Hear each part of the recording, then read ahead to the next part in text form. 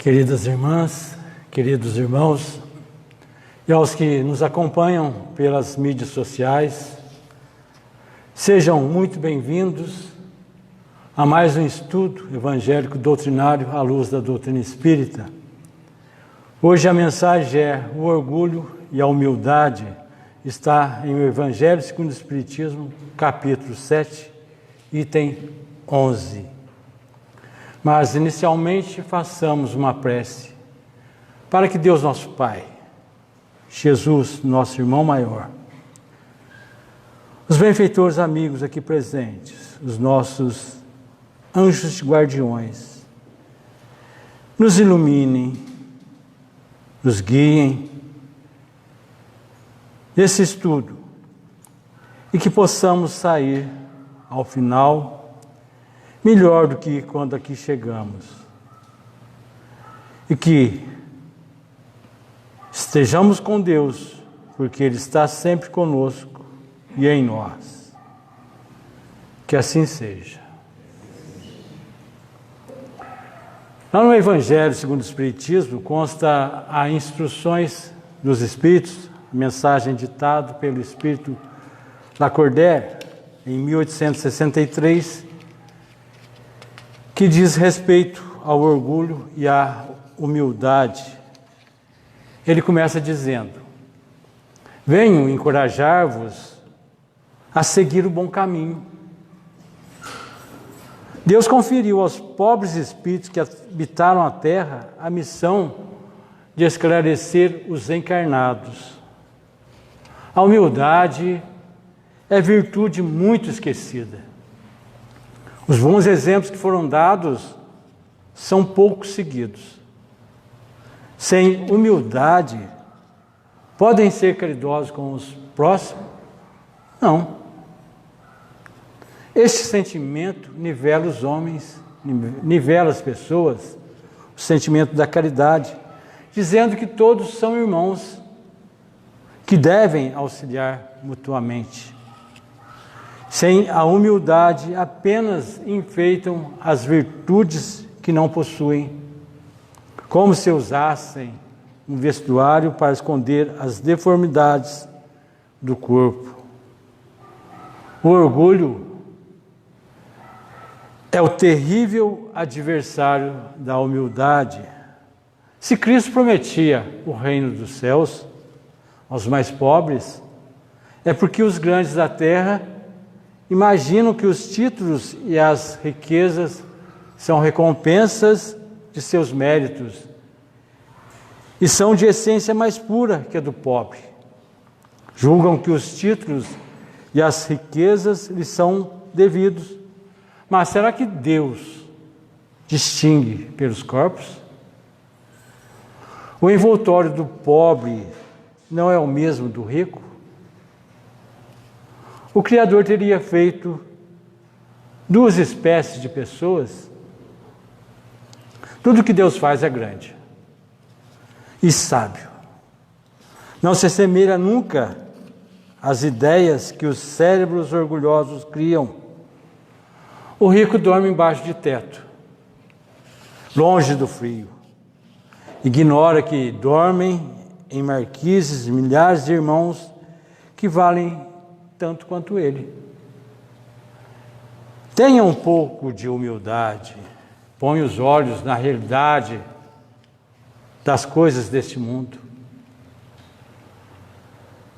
Lembra que a morte não poupa ninguém.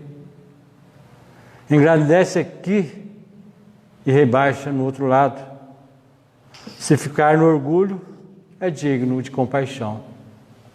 Orgulhosos. Na balança divina, os homens são todos iguais, só as virtudes os distinguem aos olhos de Deus.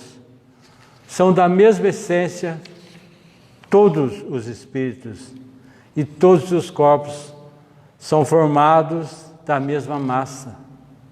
Os títulos e os nomes vão ficar no túmulo e não vão contribuir para que tenham a ventura, a felicidade dos eleitos. Na caridade e na humildade é que os eleitos têm seus títulos de nobreza. Todos os que sofrem injustiça dos homens, sede indulgentes para as faltas dos vossos irmãos, sabendo que também eles não se acham livres de culpas. Isso é caridade, mas é igualmente humildade. Se sofrem pelas calúnias, abaixe a cabeça sob essa prova. Que vos importam as calúnias, se a sua maneira de agir é pura e que Deus vai compensar? Suportar com coragem as humilhações dos homens é ser humilde e reconhecer que somente Deus é grande e poderoso. Despertem. Sejam generosos e caridosos sem ostentação. Façam o bem com humildade. Que cada um derrube os seus altares de orgulho. Sejam verdadeiros cristãos e terão o reino de verdade. Não duvidem da bondade de Deus quando Ele dá tantas provas dessa bondade. Aí Leon Denis vem nos alertar: de todos os males, o orgulho é o mais temível. Deixe em sua passagem a semente de quase todos os vícios. Pobre de quem se deixou apanhar pelo orgulho. Não vai se libertar senão a preço de terríveis lutas, depois de dolorosas provações e de muitas existências obscuras, depois de bastante insultos e humilhações, porque nisso é que está o remédio eficaz para os males que o orgulho cria. Essa ferida é o maior flagelo da humanidade. Dele brotam todos os transtornos da vida social, as rivalidades das classes e dos povos, as intrigas, o ódio, a guerra. Essa guerra que nós estamos tendo agora não é por orgulho? Ou seria humildade entre os dois presidentes? Eu sou humilde, toma minha terra para você. Não, é por orgulho, por vaidade, por ganância. O orgulho inspirador de loucas ambições tem coberto de sangue e ruínas este mundo, e é ele que origina os nossos padecimentos de além-túmulo. Seus efeitos ultrapassam a morte e alcançam nossos destinos tão distantes. O orgulho nos desvia do amor, esse amor que nós deveríamos ter aos nossos semelhantes, nos atrapalha todo o aperfeiçoamento, enganando-nos com a superestima do nosso valor e cegando-nos sobre os nossos defeitos. Só o exame rigoroso de nossos atos e pensamentos pode induzir-nos a uma reforma frutífera. E como o orgulhoso não vai fazer esse exame?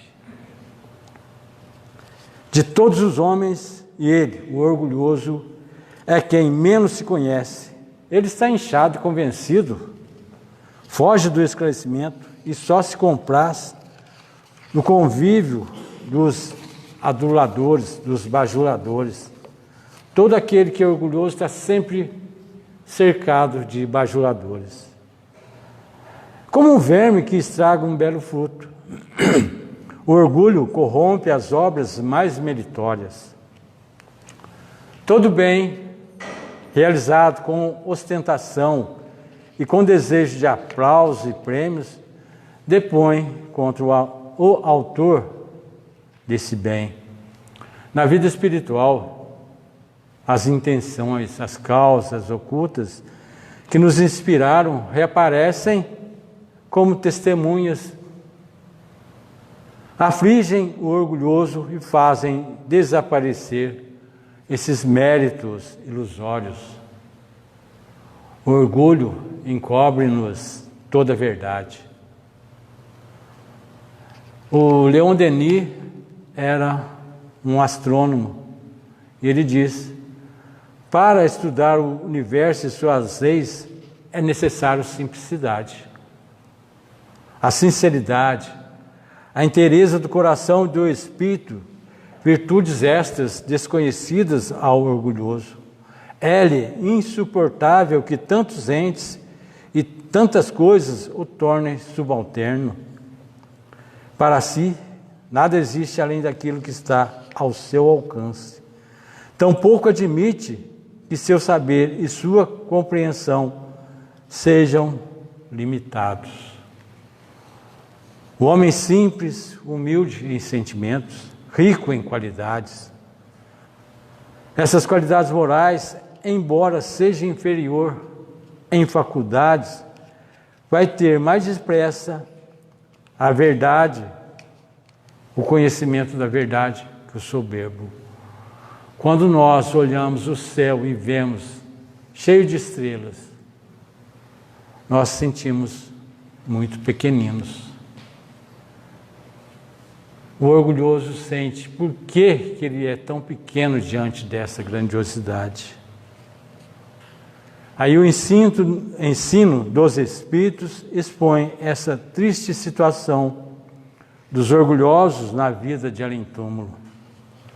O orgulho e a ambição só se curam por meio de existências atribuladas, de trabalho e de renúncia, no decorrer das quais a alma orgulhosa reflete, reconhece a sua fraqueza e pouco a pouco vai se permitindo a melhores sentimentos. Todos aqueles nós que estamos sofrendo muito ainda, é que fomos orgulhosos demais em existências anteriores. Com um pouco de reflexão e sensatez, evitaríamos esses males, porque consentir que o orgulho nos invada e domine, quando apenas basta refletir sobre o pouco que somos. Se o mais poderoso, o mais bem dotado de nós, for transportado pelos elementos desencadeados e se achar insulado e exposto às cóleras da natureza, se estiver no meio dos furores do vento, das ondas ou dos fogos subterrâneos, toda a sua fraqueza então se patenteará. Nós vemos agora nas tempestades, as enchentes nos igualam a todos. Tanto faz morar num palacete como no casebre. Se cair a tempestade, nós estivermos no meio delas e fomos arrastados pelas enxurradas, seremos iguais. Teremos que ser socorridos por aqueles que estão ao nosso lado. Muitas vezes são os bombeiros. Todos são iguais diante do perigo, do sofrimento e da morte. Todos os homens, desde o mais altamente colocado até o mais miserável, são construídos da mesma argila, revestidos de farrapos ou de suntuosos tronos. Os seus corpos são animados por espíritos da mesma origem e todos vão se reunir na vida futura. Aí onde somente o valor moral é que os distingue. O que tiver sido grande na terra pode tornar-se um dos últimos no espaço. O mendigo talvez venha a revestir uma brilhante roupagem. Não desprezemos a ninguém. Não sejamos vaidosos com os favores e vantagens que acabam. Não podemos saber o que nos está reservado para o dia de amanhã. Se Jesus prometeu aos humildes e aos pequenos a entrada nos reinos celestes, é porque a riqueza e o poder alimentam o orgulho. No entanto, uma vida de trabalho e obscura é o fortificante, mais eficaz para o progresso moral. Quando nós estamos trabalhando,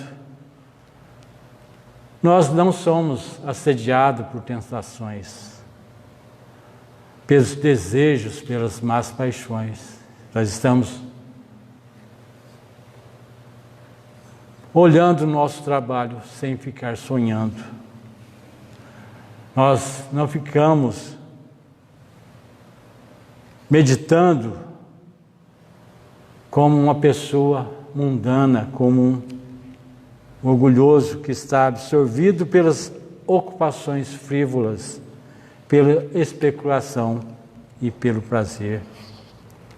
Tantos e tão fortes são os vínculos com que a riqueza nos prende à terra, que a morte nem sempre consegue quebrar, a fim de nos libertar. Daí as angústias que o rico sofre na vida futura. É fácil de compreender que nada nos pertence nessa terra. Esses bens que tanto prezamos, só aparentemente nos pertencem. O próprio corpo humano é um empréstimo. É um empréstimo da natureza e ela sabe perfeitamente o instante que nós devemos devolver esse empréstimo. As únicas aquisições duráveis são as de ordem intelectual e moral. A riqueza por si só não é um grande mal. Torna-se boa ou ruim conforme a utilidade que lhe damos. O necessário é que não inspire nem orgulho, nem insensibilidade moral. É preciso que sejamos senhores da riqueza e não seus escravos. Em tais condições, essa prova da riqueza tão arriscada torna-se fácil de suportar. A prosperidade é perigosa por causa das tentações, da fascinação que exerce sobre os espíritos. Entretanto, torna-se de origem de um grande bem quando regulada com critério e moderação, quando nós dirigimos a nossa fortuna na prática do bem. O rico deve prestar contas do depósito que lhe foi confiado para o bem de todos. Nós sabemos que Ayrton Senna tinha uma bela fortuna. Ele tinha também um fundo de assistência às pessoas necessitadas, que nós só fomos saber depois que ele morreu. Ele fazia o bem sem ostentação. Quando um espírito não se julga suficientemente prevenido contra as seduções da riqueza, deverá afastar-se dessa prova perigosa, dar preferência a uma vida simples, que isole das vertigens da fortuna e da grandeza. A pobreza nos ensina a compadecermos dos males alheios, une-nos a todos os que sofrem, dá valor a 1000 coisas indiferentes aos que são felizes. Quem desconhece tais princípios fica sempre ignorando um dos lados mais sensíveis da vida. Não invejemos os ricos, cujo brilho aparente esconde muitas misérias morais. Não esqueçamos que sob o castigo da pobreza ocultam-se as virtudes mais sublimes, a abnegação, o espírito de sacrifício. Não esqueçamos que é pelo trabalho, pelo sofrimento e pela imolação contínua dos pequenos que as sociedades vivem, protegem-se e renovam-se. Caibar Schutel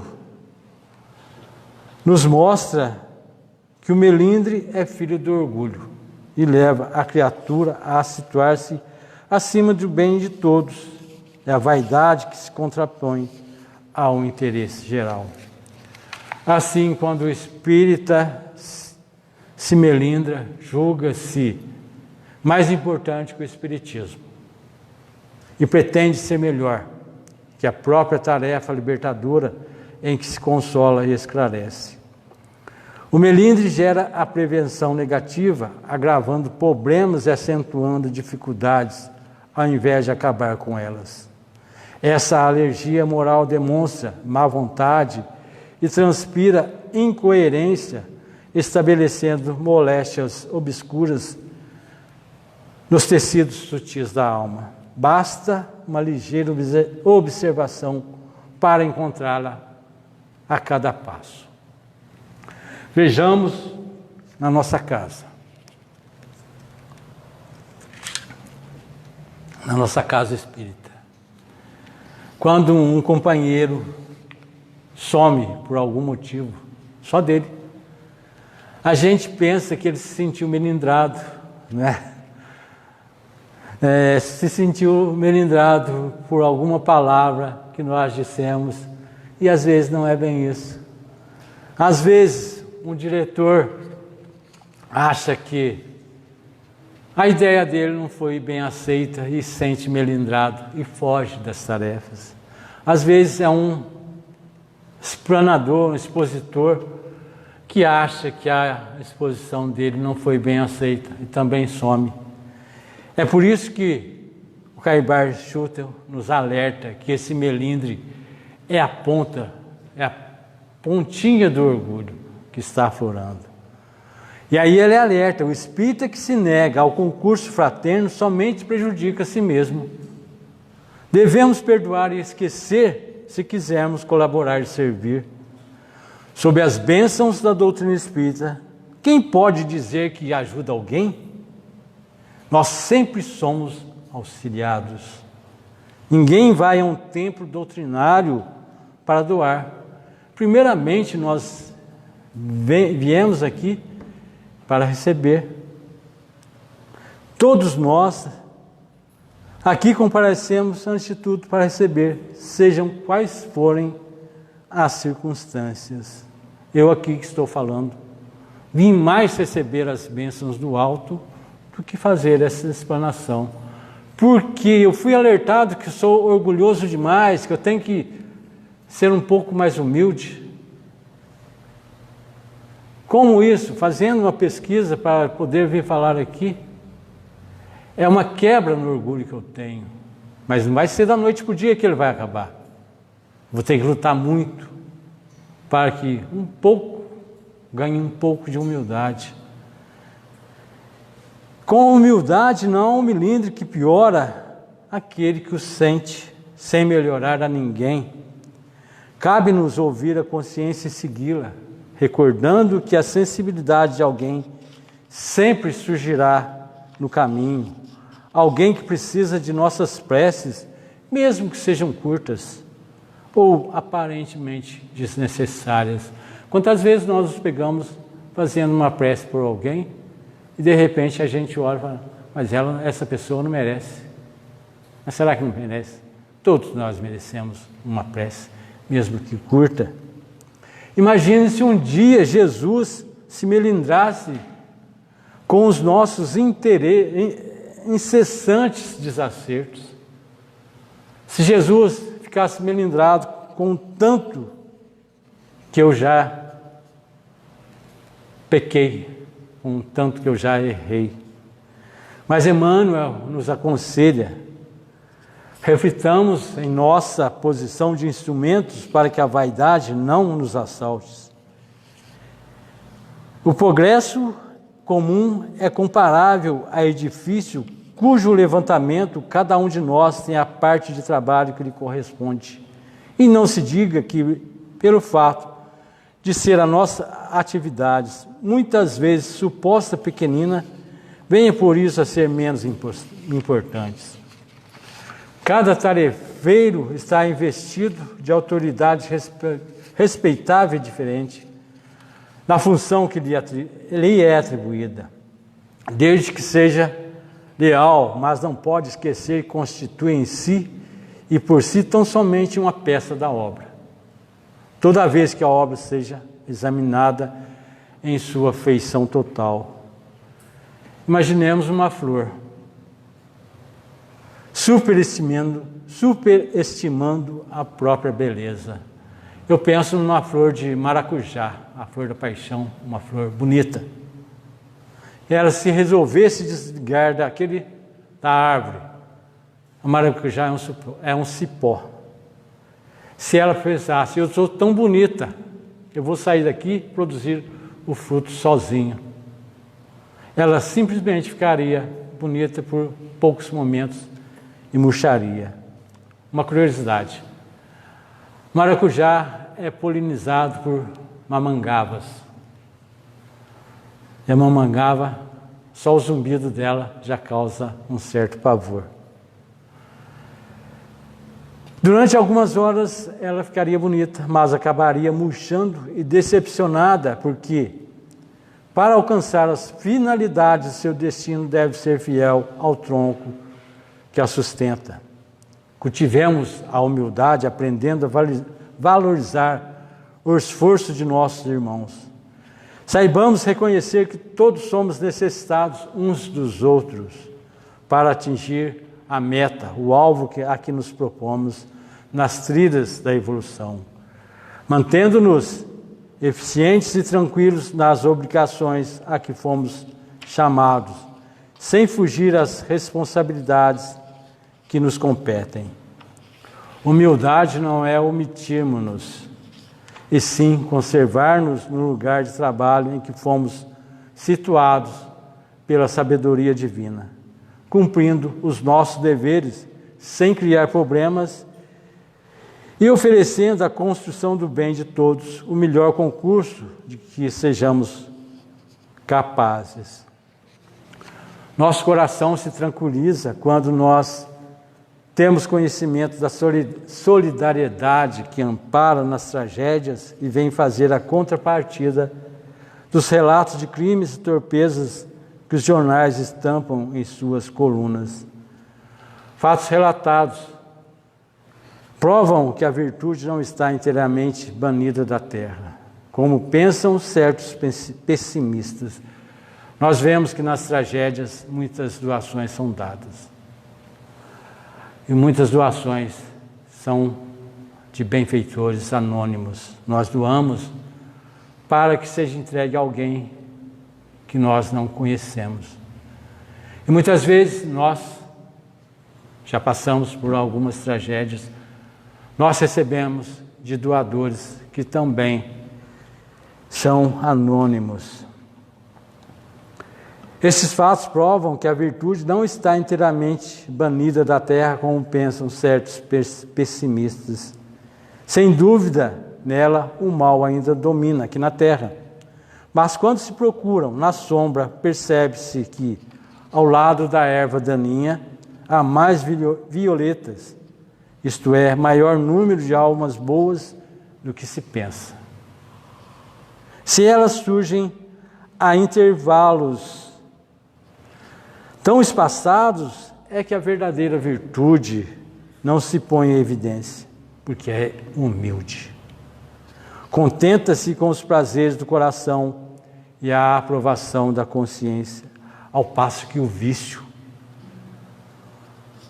se manifesta afrontosamente, em plena luz, faz barulho, porque é orgulhoso.